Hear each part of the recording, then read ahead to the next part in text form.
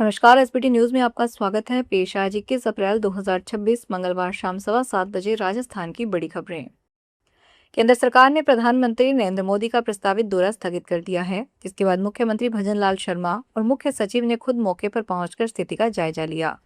मुख्यमंत्री ने रिफाइनरी के अधिकारियों और सुरक्षा एजेंसियों के साथ बैठक कर साफ किया है कि लापरवाही बरतने वालों को बख्शा नहीं जाएगा। उन्होंने स्पष्ट कहा है कि राजस्थान के इस ड्रीम प्रोजेक्ट की सुरक्षा से खिलवाड़ बर्दाश्त नहीं होगा।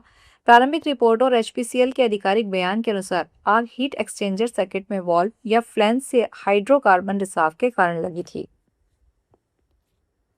राजस्थान में भाजपा संगठन को लेकर आने वाले समय में हलचल तेज होने वाली है।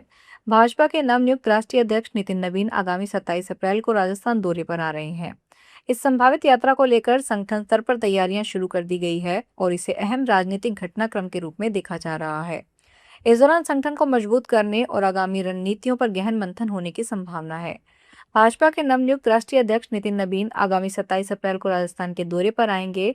तय कार्यक्रम के अनुसार वे सुबह जयपुर पहुंचेंगे, यहां से सीधे टोंक जाएंगे।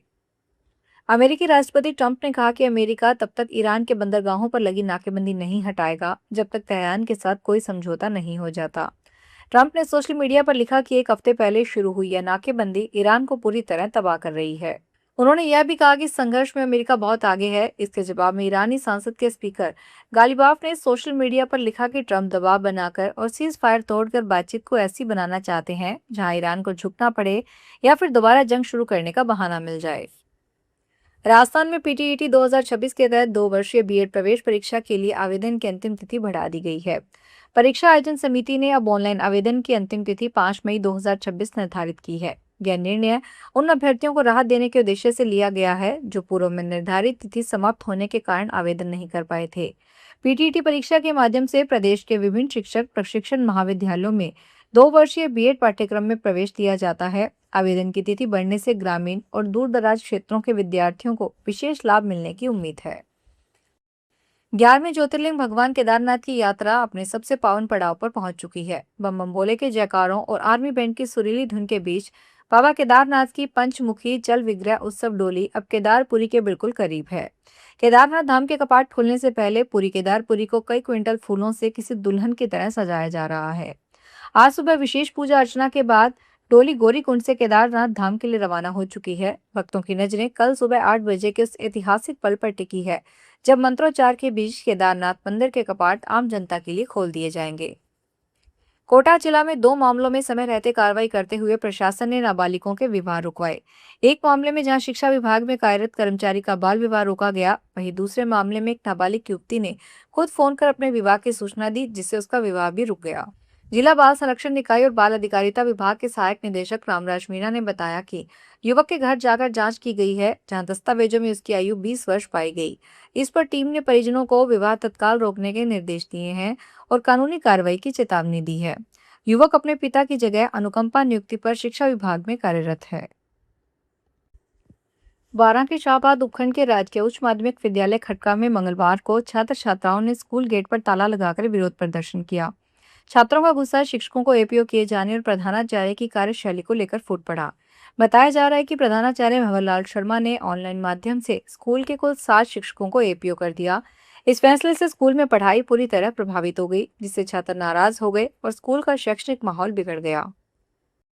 प्रधानमंत्री नरेंद्र मोदी ने सिविल सेवा दिवस पर सिविल सेवा अधिकारियों को शुभकामनाएं देते हुए कहा कि यह दिवस एक अवसर है और सुशासन तथा राष्ट्र निर्माण में इसका पूरा इस्तेमाल किया जाना चाहिए। मोदी ने आज मंगलवार को सोशल मीडिया पर अपने संदेश में लिखा, सिविल सेवा दिवस की हार्दिक शुभकामनाएं। यह सुशासन और राष्ट्र निर्माण की दिशा में काम करने के संकल्प को और मजबूत करने का अवसर है। जमीनी स्तर से लेकर नीति निर्माण तक सिविल सेवकों के प्रयास अनगिनत लोगों के जीवन को प्रभावित करते हैं और भारत की प्रगति में योगदान देते हैं। पहलगाम हमले की कल 22 अप्रैल को पहली बरसी है। कश्मीर के सभी टूरिस्ट स्पॉट पर सुरक्षा बढ़ा दी गई है। सुरक्षा एजेंसियों को अलर्ट पर रखा गया है। मैसारन घाटी में किसी को भी एक तय सीमा से आगे जाने की इजाजत नहीं है। पर्यटक पहले से 30 से 40% तक सिमट गए हैं। स्थानीय लोगों में गुस्सा है कि वैली को क्यों नहीं खोला जा रहा। इधर भारतीय सेना ने आज मंगलवार को अपने सोशल मीडिया पर एक पोस्ट में लिखा है, जिसमें आतंकियों और उनके रहनुमाओं को चेतावनी दी गई है। सेना ने लिखा, कुछ हदें कभी नहीं लांघनी चाहिए, भारत कुछ नहीं भूला। जब इंसानियत की हदें पार की जाती है तो मुंह तोड़ जवाब दिया जाता है। न्याय हो चुका है, भारत एकजुट है।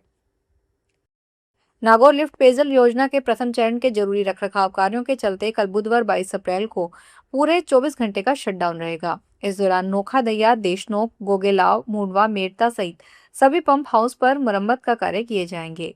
शटडाउन के कारण प्रथम चरण से जुड़े नागौर, मुंडवा, खींवसर, मेड़ता और रिया ब्लॉक के दर्जनों गांवों कस्बों में जलापूर्ति पूरी तरह बाधित रहेगी। जलदाय विभाग ने आमजन से अपील की है कि शटडाउन से पहले पानी का पर्याप्त भंडारण कर लें और बुधवार को पानी का इस्तेमाल बेहद मितव्ययता से करें ताकि परेशानी से बचा जा सके। राजस्थान के सरिस्का टाइगर रिजर्व में भीषण गर्मी ने वन्यजीवों और पर्यटकों दोनों पर असर डालना शुरू कर दिया है। जैसे जैसे तापमान 40 डिग्री सेल्सियस के पार पहुंच रहा है, सरिस्का के बाग अब खुले रास्तों के बजाय घने जंगल और जलाशयों की ओर रुख करने लगे हैं। वन अधिकारियों के अनुसार बाघ दोपहर 1 बजे से 4 बजे के बीच बाघ पेड़ों की घनी छांव में आराम करते हैं, जिससे सफारी पर जाने वाले पर्यटकों को उनकी झलक पाने के लिए काफी मशक्कत करनी पड़ रही है।